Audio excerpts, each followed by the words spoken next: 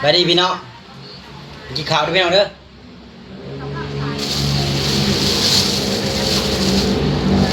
เป็นได้ทั้งนั้นมีเดือนเอาแล้วบ่พี่น้องท่านนี้งินได้จะหมอกเลยพาเมียกินข้าวมื้อนี้บ่ได้กินข้าวกินต้มมะม่าปีพี่น้องเอ้ยเงินเดือนบ่ก็เลยกินกับปลากระป๋องปีมีเพชรเนี่ยเป็นทงเลยพี่น้องมีเดือนบ่กินกับเมียปลากระป๋องเหลือใจ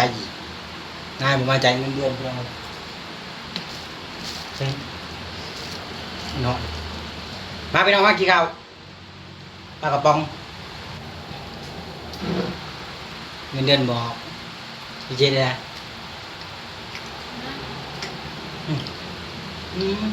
ก็เนาะก็เก่า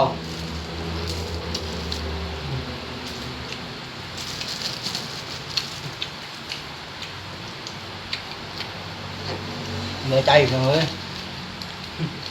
ที่ได้นายมาจ่ายไม่เงิน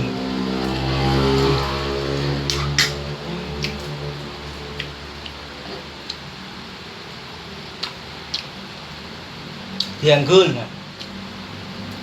ปีใหม่นะ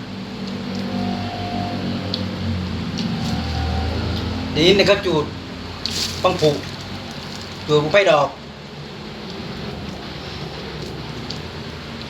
ไม่ได้เขาด้านมาครับปีนี้พี่น้องมากินปลากระป๋องกับ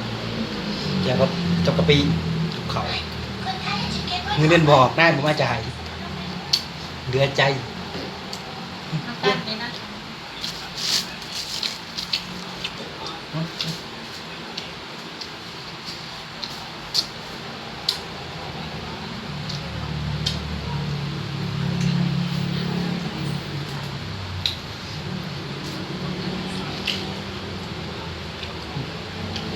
ปีพี่น้อง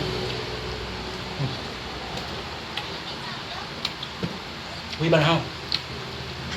ปลากระป๋องมันกัดนี่มึง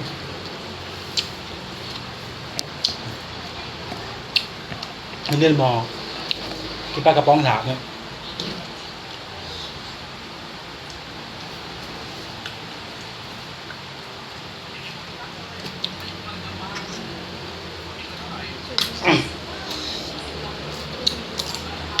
นะแรงนะครับ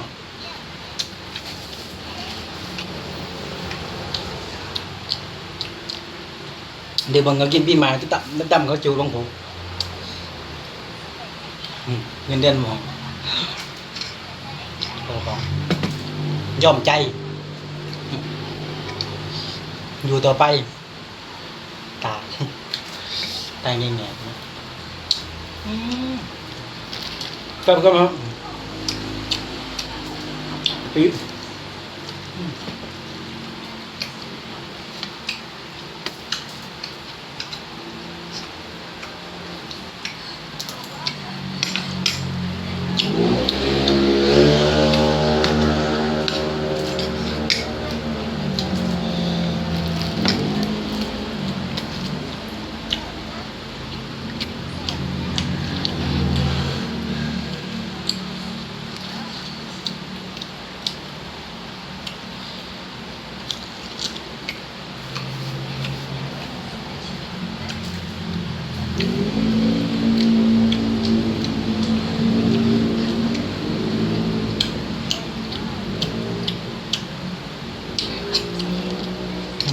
เชียงไปดอกก็จูด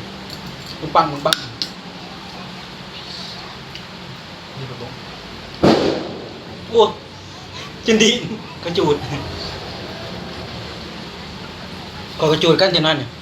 จูยากันยุงเขาจูบมึงไปผูกเขาจูยากันยุงไปนะ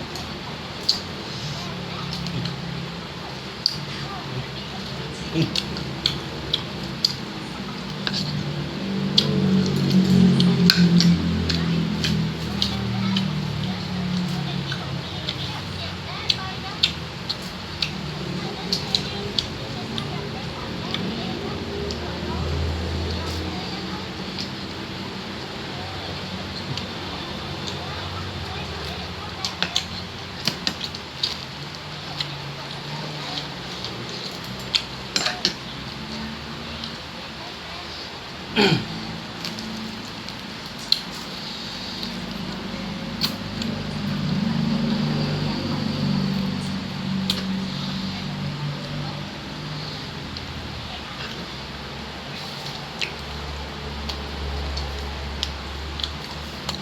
่บจัง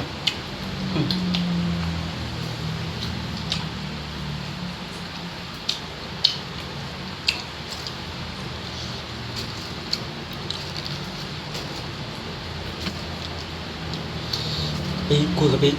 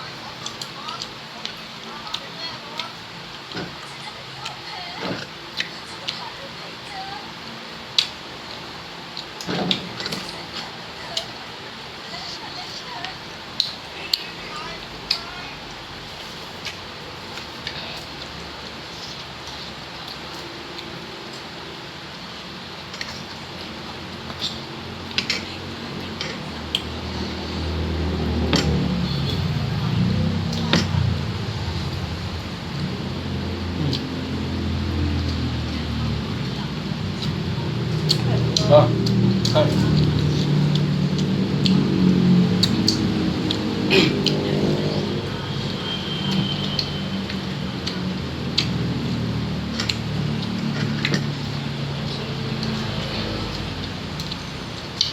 แป๊บนึงเอา